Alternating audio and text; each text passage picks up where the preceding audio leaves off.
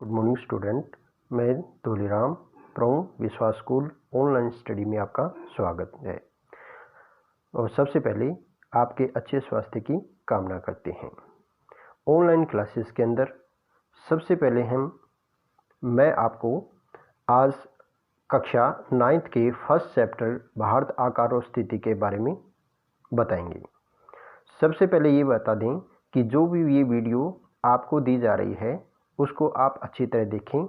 उसके बाद में यदि आपके पास बुक है तो उस बुक में से लेसन को अच्छी तरह रीड करें। जहाँ भी मुख्य बिंदु आपको लगे उसको अंडरलाइन करें और क्वेश्चन आंसर को अच्छी तरह कॉपी के अंदर साफ राइटिंग के अंदर अटेम्प्ट करें।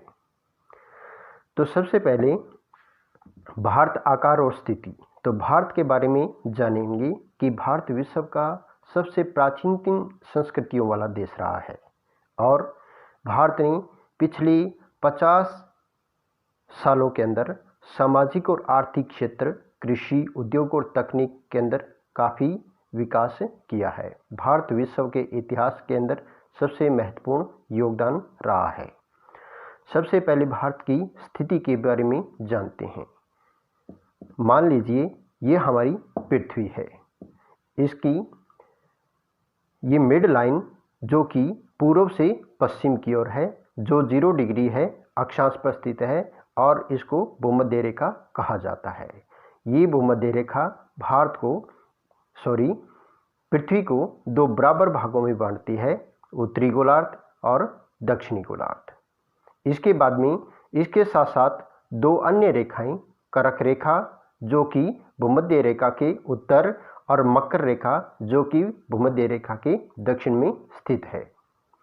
अब हम ये जानेंगे कि जो भूमध्य रेखा है वो पृथ्वी को 2 बराबर भागों में बांटती है। इसके साथ साथ जो देशांतर रेखा है जो कि 0 डिग्री देशांतर जो उत्तर से दक्षिण की ओर है और यह उत्तरी और दक्षिणी गोलार्ध। इसके साथ साथ यह जो देशांतर रेखा है वो भी पृथ्वी को क्या है 2 बराबर भागों में बांटती है, पूर्वी गोलार्ध और पश्चिमी गोलार्ध। अब हम ये जानते हैं कि भारत की जो स्थिति है वो जो पृथ्वी पर है वो किस प्रकार है। देखिए, भारत जो है वो भूमध्य रेखा के उत्तरी भाग में स्थित है, यानी जो भारत की जो स्थिति है वो है उत्तरी गोलार्ध में स्थित है और उत्तर पूर्वी भाग में स्थित है। इसके साथ साथ जो कर्क रेखा है वो भारत को 2 बराबर भागों में बांटती है। अब यह हम जानते हैं कि भारत को जो पृथ्वी का आकार है, पृथ्वी के अंदर जो स्थिति है उसमें हम देखेंगे तो भारत क्या है उत्तर पूर्वी भाग में स्थित है। इसके बाद भारत की जो विस्तार है उसके बारे में हम पढ़ेंगे। इससे पहले हम भारत के आकार के बारे में जान लें कि भारत जो है मुख्य जो भूभाग है इसका जो कुल क्षेत्रफल है वो 32.8 लाख वर्ग किलोमीटर है। भारत का जो क्षेत्रफल है वो 32.8 लाख वर्ग किलोमीटर है। भारत का क्षेत्रफल विश्व के कुल क्षेत्रफल का 2.4% है और भारत जो है विश्व के 7वां बड़ा देश है। सबसे जो बड़ा देश है वो क्या है, रूस है, जो क्षेत्रफल के अंदर सबसे बड़ा है। और भारत जो है जिसका क्षेत्रफल 32.8 लाख वर्ग किलोमीटर है जो कि 7वां देश है। इसके बाद में हम आते हैं विस्तार के बारे में। विस्तार के बारे में हम पढ़ेंगे। विस्तार में हम देखते हैं कि भारत का सबसे पहले जो है उत्तरी अक्षांश के बारे में हम इसको जानेंगे। भारत का जो उत्तरी विस्तार है वो है 8 डिग्री 4 मिनट उत्तरी अक्षांश से लेकर 37 डिग्री 6 मिनट उत्तरी अक्षांश तक है। इसके साथ साथ भारत का जो पूर्वी देशांतर है वो क्या है 68 डिग्री 7 अंश या 68 डिग्री 7 मिनट पूर्वी देशांतर से लेकर 97 डिग्री 25 मिनट पूर्वी देशांतर तक स्थित है।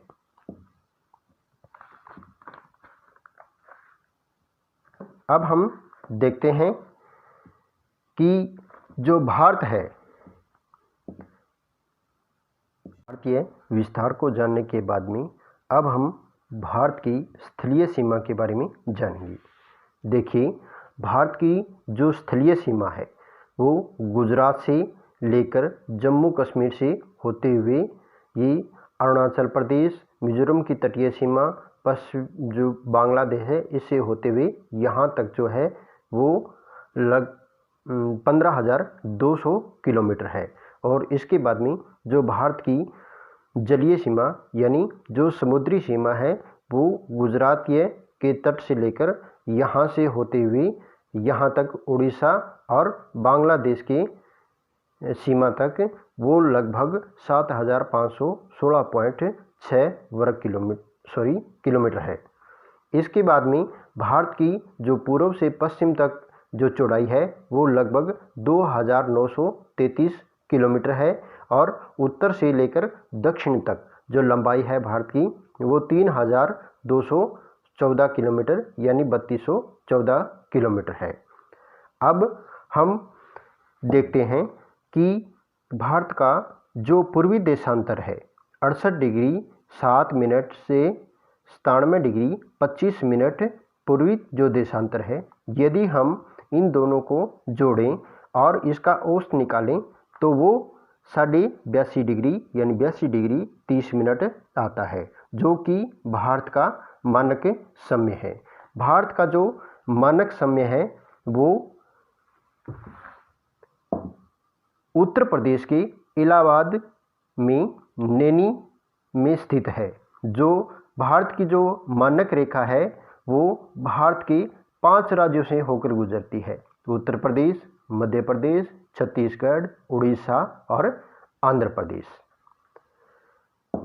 अब हम भारत का विश्व के साथ जो संबंध है वो देखते हैं। भारत का विश्व के साथ जो संबंध है वो क्या है?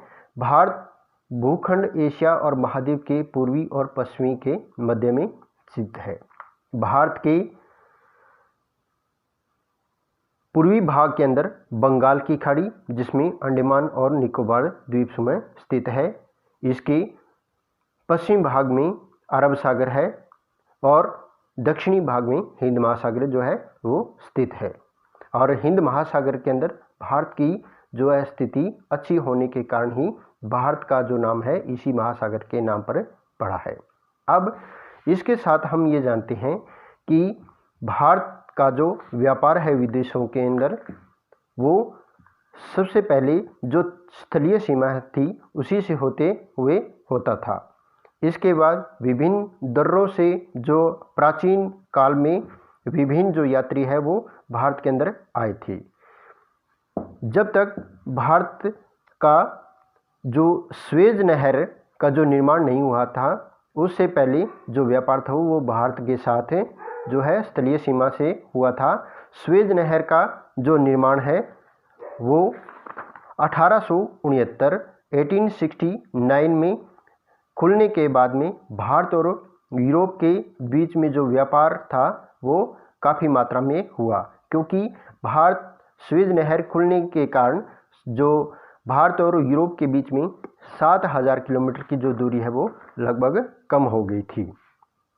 इसके बाद में जो भारत का विभिन्न देशों के साथ जो व्यापार होता था वो मसाले, मलमल के कपड़े और भारत अन्य सामान के द्वारा होता था। भारत से जो विदेशी देशों को ले जाए जाते थे और इसके बदले में जो भवन निर्माण कला और एशिया से वास्तुकला के जो प्रतीक थे उनका विभिन्न भागों में इसका जो प्रभाव है वो देखा गया।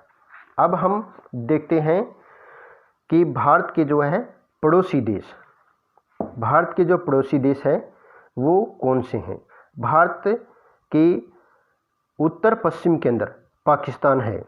देखिए, भारत के उत्तर पश्चिम में पाकिस्तान है। भारत और पाक की जो मध्य जो सीमा रेखा है उसको क्या है, रेड क्लिफ रेखा बोला जाता है।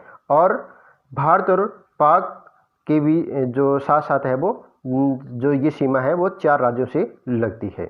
इसके बाद में भारत की जो उत्तरी भाग के अंदर जो जनसंख्या के अंदर सबसे जो बड़ा देश है वो क्या है, चीन। चीन की जो सीमा है वो भारत के साथ साथ लगती है। भारत और चीन के बीच में जो रेखा है उसको मैकमोहन रेखा कहा जाता है। इससे पहले पीछे जो पाकिस्तान के साथ जो भारत के साथ अन्य देश की जो सीमा है वो कौन सी है, अफगानिस्तान के साथ है। जो अफगानिस्तान और भारत की जो सीमा रेखा है उसको क्या है, डूरंड रेखा के नाम से जाना जाता है। और चीन, भारत और चीन के साथ मैकमोहन रेखा के नाम से जाना जाता है। इसके बाद में भारत के जो दक्षिणी भाग है, भारत का जो दक्षिणी भाग है, भारत के दक्षिणी भाग में जो श्रीलंका के साथ जो रेखा है उसको हम पाक जल संधि के नाम से जाने जाते हैं। वो ये श्रीलंका और मालदीव जो क्या है हमारे बिल्कुल साथ नहीं लगते, लेकिन समुद्रीय क्षेत्रों के अंदर इसके साथ हमारी जो है सीमा बनती है। अब इसके बाद में हम देखते हैं कि भारत के जो सुदूरतम बिंदु है वो कौन कौन से हैं। भारत के सुदूरतम बिंदु सबसे पहले हम देखते हैं, भारत के सुदूरतम बिंदुओं में पूर्वी बिंदु जिसे किवीथू कहा जाता है, जो कि अरुणाचल प्रदेश के अंदर स्थित है। और भारत का जो पश्चिमी सुदूर बिंदु है जो कि है गुहार मोती, जो कि गुजरात के अंदर स्थित है। गुहार मोती जो कि गुजरात के अंदर स्थित है। उत्तरी बिंदु जो कि है इंदिरा कोल के नाम से जाना जाता है, इंदिरा कोल के नाम से जाना जाता है। और जो है जम्मू कश्मीर में स्थित है। इससे सबसे खास जो भारत का है दक्षिणतम बिंदु कहा जाता है, जो कि इंदिरा पॉइंट के नाम से जाना जाता है। भारत का दक्षिणतम बिंदु जो इंदिरा पॉइंट के नाम से जाना जाता है, जो कि बड़े निकोबार में स्थित है। अब भारत के सुदूर बिंदु के साथ साथ अब हम भारत के जो पड़ोसी देशों में इसके अलावा भारत के जो पड़ोसी देश है वो क्या है, भूटान और नेपाल है। नेपाल और भूटान के बाद में जो पड़ोसी देश है वो पूर्व में म्यांमार और यहाँ बांग्लादेश स्थित है। इसके अलावा मालदीव और श्रीलंका जो है भारत के जो हमारे समुद्री पड़ोसी देश है, जिनकी स्थलीय सीमा हमारे देश के साथ नहीं लगती। अब भारत में वर्तमान के अंदर जो राज्यों की स्थिति है वो जानते हैं। भारत में वर्तमान के अंदर 28 राज्य और 9 केंद्र शासित प्रदेश है। इससे पहले भारत के अंदर जो 29 राज्य और 7 केंद्र शासित प्रदेश थे, जो कि जम्मू कश्मीर को विशेष राज्य का जो दर्जा प्राप्त था उसको अब क्या है केंद्र शासित के अंदर परिवर्तित कर दिया गया है। तो जम्मू कश्मीर और लद्दाख 2 नए केंद्र शासित प्रदेश बन चुके हैं, जिसके साथ साथ 7 से वो 9 केंद्र शासित प्रदेश हो गए हैं। केंद्र शासित प्रदेश को देखते हैं। सबसे पहले जो केंद्र शासित प्रदेश के अंदर है, यहाँ दिल्ली और पंजाब और हरियाणा की जो सीमा पे हैं वो चंडीगढ़। इसके बाद में दादर और नगर हवेली जो यहाँ पे हैं, और दमन और द्वीप। इसके साथ साथ ये लक्षद्वीप जो कि अरब सागर में स्थित है, और इधर बंगाल की खाड़ी के अंदर अंडमान और निकोबार द्वीप समूह है, और ये पांडिचेरी। भारत का जो पड़ोसी देशों के साथ जो भौगोलिक और ऐतिहासिक संबंध जो है वो हमेशा से ही अच्छे रहे हैं। अब हम देखते हैं एक जानकारी के तौर पर सन 1947 से पहले क्या था। भारत में दो प्रकार के जो राज्य थे, प्रांत और रियासत। जो वायसराय द्वारा नियुक्त अंग्रेज जो अधिकारी होते थे वो क्या है, प्रांतों पर शासन करते थे, और रियासतों का जो शासन है वो स्थानीय राजाओं के हाथों में होता था, लेकिन वो अपना राज्य अंग्रेजी शासकों की प्रभुसत्ता मानकर चलाते थे। देखिए स्टूडेंट, जो अब ये जो अध्याय है या जो लेसन भूगोल का फर्स्ट लेसन जो है वो कंप्लीट हो चुका है। आप सभी इसको अच्छी तरह रीड करें और जो मुख्य बिंदु है वो उसको अंडरलाइन करें और अपनी जो कॉपी के अंदर यानी फेयर नोट की बुक के अंदर अच्छे से इन प्रश्नों को करें। Thank you.